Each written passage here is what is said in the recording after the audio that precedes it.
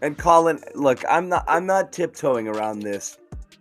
I don't like snap judgments off of one game because that seems like it's an agenda, right? But I do think there's quite a few people, and I'm one of them. I think Bobby's one of them, who are definitely looking at the Tatum situation and wondering. And it's a really interesting. It's the number one conversation. It's the number one takeaway from tonight. Is Tatum's been trending in the wrong direction in terms of his style of play. At the beginning of the year, everybody said, "What, Bobby? Like Jaylen's going to have to figure out how to get on board here. Everyone else has a role, and Tatum's going to be that guy, and he's going to get the ball, and he's going to get his." And the first 15 games or so, it kind of played out like that. And Brown was struggling to find what he wanted to do, and how he was going to fit and how he was going to best affect the game with his talents. And I don't think it was.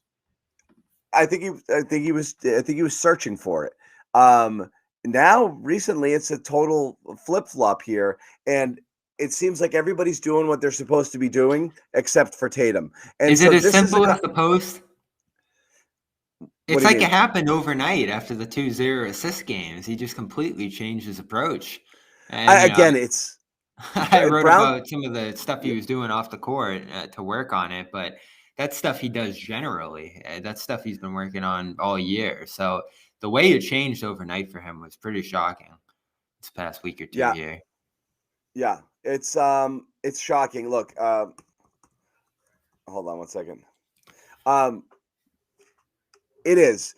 It's Brown has completely changed since that graphic. He really Yeah. has. It's not like he was playing. He wasn't playing poorly.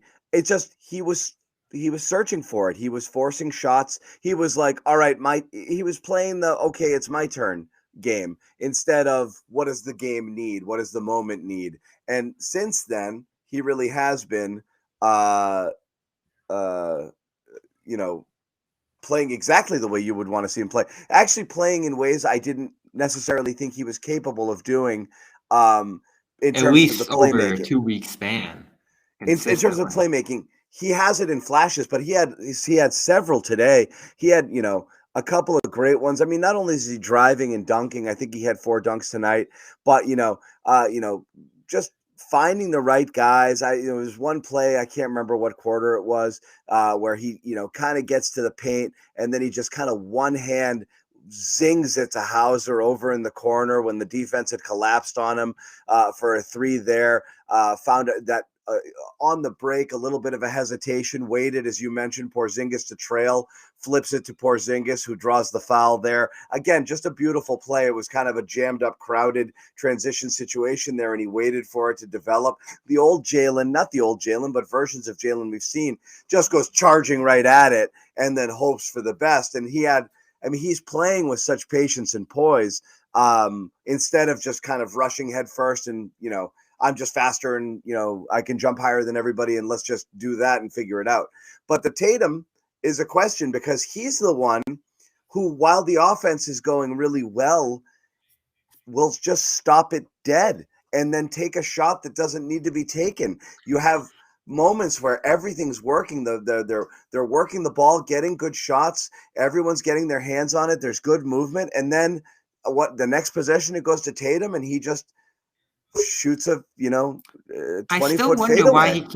I still wonder why he And I keeps don't taking those I pull-up I don't threes. I don't understand both the pull-ups and just the decision that, like, all right, I'm just going to hold this one and get my shot. And I know that's what scorers have to do, but like again, it's that belief, Bobby, that like I'll get mine eventually. I don't have to force the issue ever. We said it at the beginning of the year, like this team, and Tatum has said it, he's just not doing it all the time. This team will go farther if everybody does a little bit less. And I don't think he's fully embraced the less yet. Not Yeah, consistently enough. I know, right? It's easy for him to say. Remember, he was like, any of us can come off the bench, but we knew it wasn't going to be him. And we knew in terms of ball time and shots and points, it wasn't going to be him sacrificing. And I think as much as he can say he'd be willing to do that, it's not going to happen here because of who he is. And rightfully so. I mean, he has the most gravity on this team. So there is going to be a significant amount of time where he's on the ball and he's going to have to embrace a little bit more of an up-tempo approach. And I saw someone talking about this earlier. I forget who it was, but Smart would kind of urge him to do that sometimes.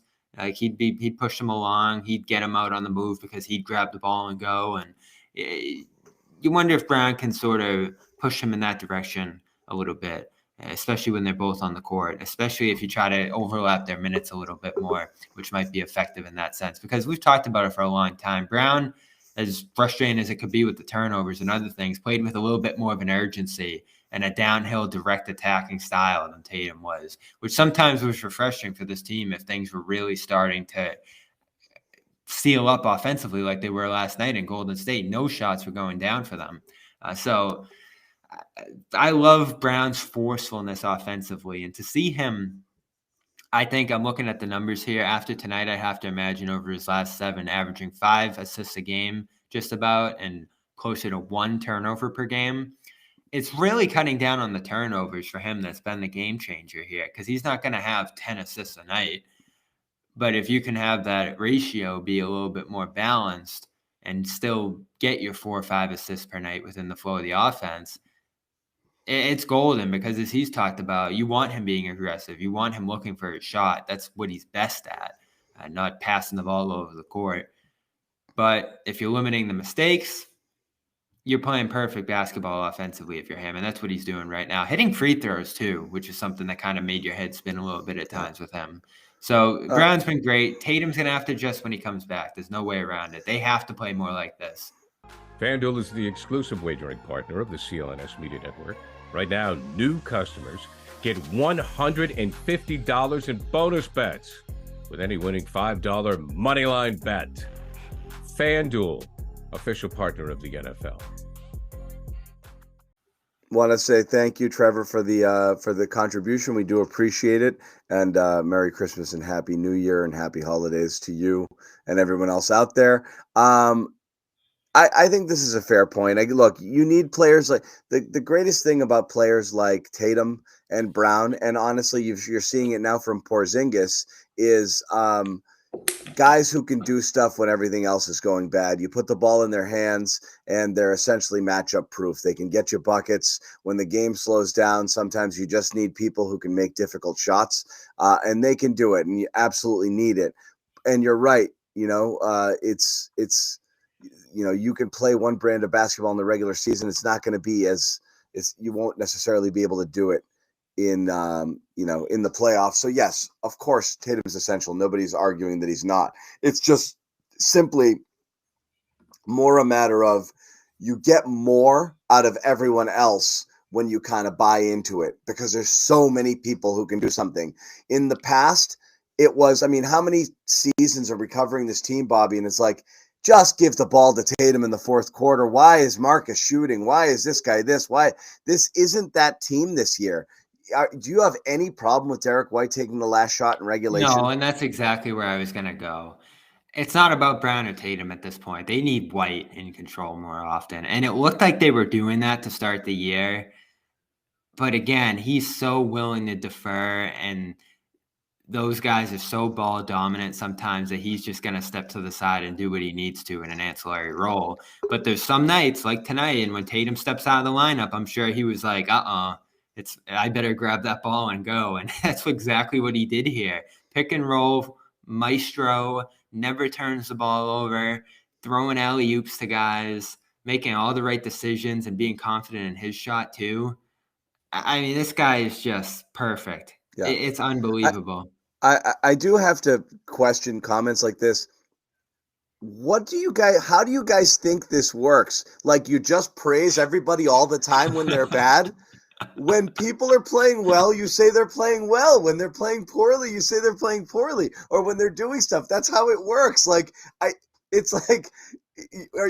Were you supposed to say at the beginning of the season Jaylen was playing his best basketball? What do you say when he actually does start playing his best basketball? These comments blow my mind. Yeah, Tatum, look, the Tatum numbers and the Brown numbers, Bobby, to start the year were ridiculous in terms of lopsided towards Tatum. The Celtics were up here with Tatum on the floor and down here when he was off it. And when it was and Brown's on-off numbers were dreadful. dreadful. And they were last year, all of last year too. That's flipped. That's flipped a lot. And it's happened recently. So yes, there's a bit of a change here in terms of how they're playing within the kind of dynamic of the entire team. It is weird that it kind of changed. It's also kind of goes back to the compatibility conversation of like, can only one of these guys thrive?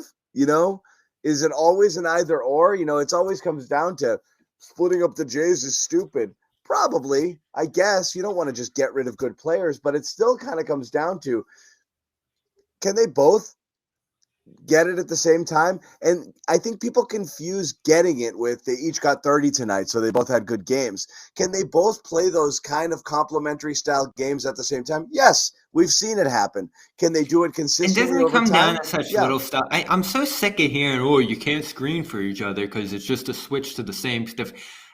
Just do something that'll be a little bit more involved in the same actions, to play off each other, to pass to each other, not just swing because he's to your left or throw the ball ahead to him because he's on the move. In the half court, be a little bit more creative to get each other involved and get guys shots who might not be involved. Twitter did die, by the way. Twitter's down right now, so the only information you're getting is here. This is Twitter, baby. Get in the chat. It's pretty much the same thing. We are Twitter. We're driving the conversation here, okay?